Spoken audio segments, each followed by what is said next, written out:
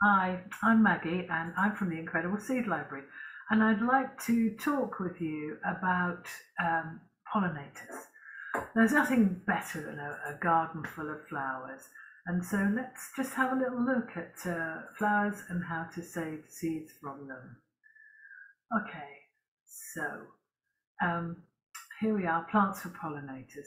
So you can use wildflowers or garden plants. Either are absolutely fine for pollinators in terms of feeding them. But in terms of feeding their babies, the caterpillars and the larvae, often wildflowers are better for feeding the larvae.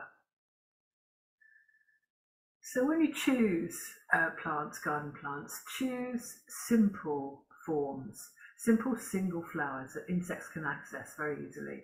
The double flowers are often a little bit awkward to access. And choose a wide variety of flower shapes, as different insects have got different shaped mouthparts and therefore can access different shapes of flowers.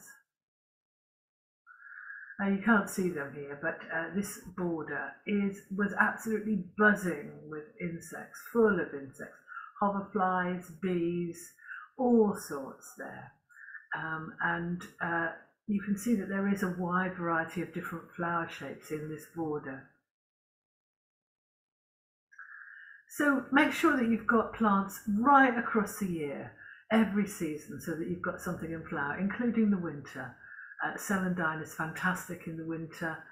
Snowdrops are a nice early flower, but you can have things in flower all winter. You've got some great shrubs like witch hazel and daphnes that flower in the depths of the winter. So gardening styles, growing styles. This is Wildflower Meadow. And it can be really small, it could just be a little 1 square metre patch, or it can be as large as you can make it in your garden.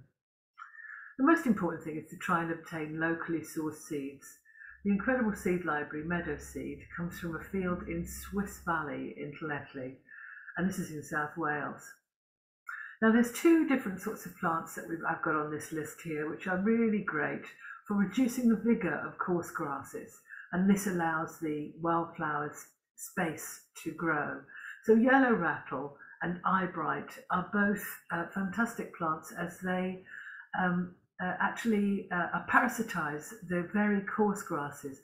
They don't parasitize the other grasses so much, but only the really coarse grasses, and they reduce their vigour and then allow all this other list of plants to grow, and of course loads more.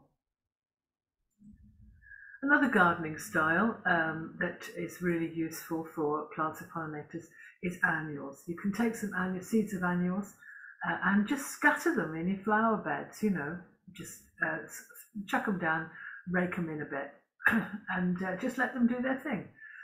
Try not to weed them out, that's the one key. And then, of course, you've got the biennials as well, the ones that take 2 years to grow. So these are wallflowers, sweet williams, evening primroses, are three great ones. And they grow a rosette in the first year and build up their strength, and then in the second year they flower. And then, of course, the herbaceous perennials. Now, most people who garden have herbaceous perennials. These are kind of the backbone of the garden. And you can have sub-shrubs like lavender, but again, go for the single flowers. Verbena bonariensis is one of my absolute favourites. The butterflies just adore them, but they're great for hoverflies, all sorts. And then, of course, there's the herbs. Herbs for cooking and for pollinators. Brilliant. So when you save seed for plants for pollinators, could be anything, could be any of the wildflowers, could be any of the annuals, the calendulas in your garden. But save the seed from as many plants of the same variety as you can, because what you want to do is ensure good genetic diversity. You want to make sure that you're not just saving from one plant. If you just save from one plant, you've only got the genetics in that single plant, and over the years that genetic vigour will reduce. So save from as many plants as possible to get good genetic diversity. And just keep an eye on them really. Observation is a key to seed saving. And as soon as you see the seeds ripen, just pick the seed heads. Sometimes you can pick a bunch of seed heads and just pop the whole bunch into a bag, paper bag. But sometimes you need to actually pick individual seed heads as they ripen. I leave the top of the bag open. I just have a bit of string across a warm, airy room, and I peg the paper bags onto it and just leave them there for a couple of weeks. Don't forget to write the name of the variety of seeds on the bag. You will forget. You will, I guarantee it.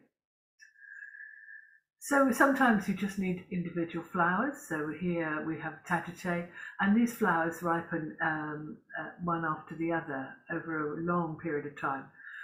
So again, just pick the individual flowers when they're ripe and they dry, and pop them in a bag and let them dry out further. And again, save from as many different plants as possible to maintain your genetic diversity. Clean seed. So this means getting rid of all of the dry plant material that is not seeds, and store the seeds in a cool place in a paper bags. Leave them to air dry, and then you can further dry the seed. And there's a little link here. If you go to the Incredible Seed Library website, www.incredibleseedlibrary.com, and you'll see a little resources tab. Click on that, and there's a whole load of information about how to dry your seeds really well. And then share it about. So you send some to us, that would be brilliant. Give some away. You will have loads more seeds than you can use personally. Give them away. And so here's some information about how you can send some seed to us. If you've saved some open pollinated seed and would like to share it with others for free, then please contact the Incredible Seed Library.